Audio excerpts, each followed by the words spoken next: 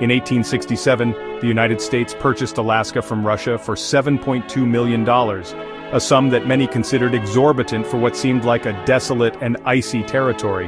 Many Americans scoffed at the deal, unable to see beyond the immediate appearance of the land.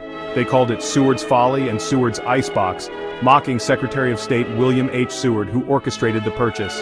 To them, Alaska was nothing more than a barren wasteland, a frozen tundra with no apparent value or potential for development. Little did they know, this seemingly insignificant transaction would transform the United States into a global superpower, expanding its territory and influence. Alaska, once ridiculed, would eventually become a strategic stronghold, crucial during World War II and the Cold War. It turned out to be a treasure trove of natural resources, including gold, oil, and abundant wildlife.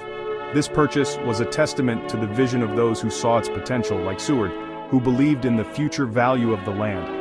This is the story of how a frozen wasteland became a crown jewel, a vital part of the United States. It's a tale of geopolitical maneuvering, economic opportunity, and the foresight of leaders who dared to dream big. It also highlights the enduring spirit of exploration and the relentless pursuit of new frontiers.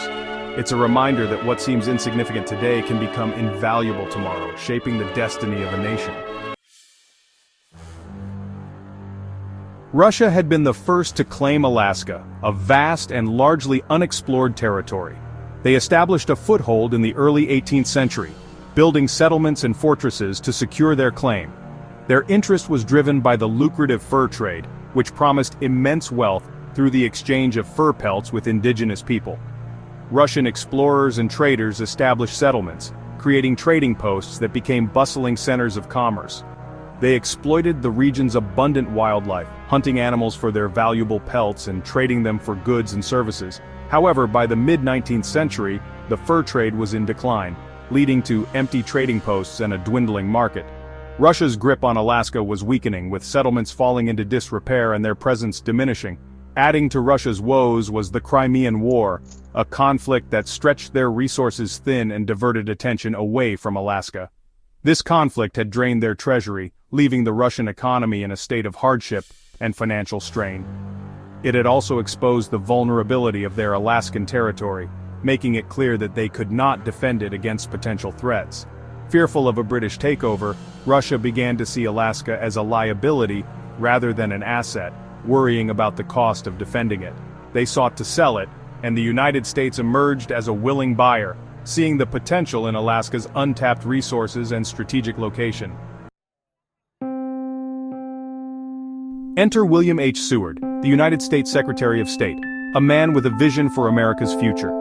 Seward was a staunch expansionist, always looking for opportunities to extend the nation's borders. He believed strongly in manifest destiny, the idea that the United States was destined to expand across the North American continent. Seward saw Alaska as a stepping stone to increased American influence in the Pacific, envisioning it as a gateway to trade with Asia.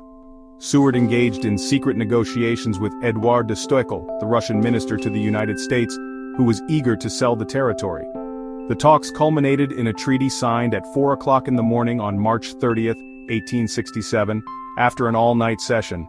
The United States acquired Alaska for $7.2 million, a price tag that equated to less than 2 cents per acre, an incredible bargain. Although the Senate ratified the treaty, the public remained unconvinced. Newspapers ridiculed the purchase, calling it Seward's Folly and Seward's Icebox. Critics questioned the value of acquiring such a vast and seemingly barren territory, doubting its potential. Seward, however, remained confident in his vision, believing that Alaska held untapped resources and strategic importance. He believed that time would prove the naysayers wrong, and that Alaska would become a valuable asset to the United States, rich in natural resources and opportunities. Seward's Folly, a cold reception. The initial reaction to the Alaska purchase was overwhelmingly negative. The American public saw it as a colossal waste of taxpayer money. They couldn't fathom the logic behind acquiring a frozen wasteland thousands of miles away. Newspapers ran scathing editorials. Political cartoonists had a field day lampooning Seward and his folly. The purchase became synonymous with government waste and poor judgment. Seward's Icebox and Seward's Polar Bear Garden became common derisive nicknames for Alaska. Little did the critics know that their mockery would soon be silenced by the discovery that would change everything.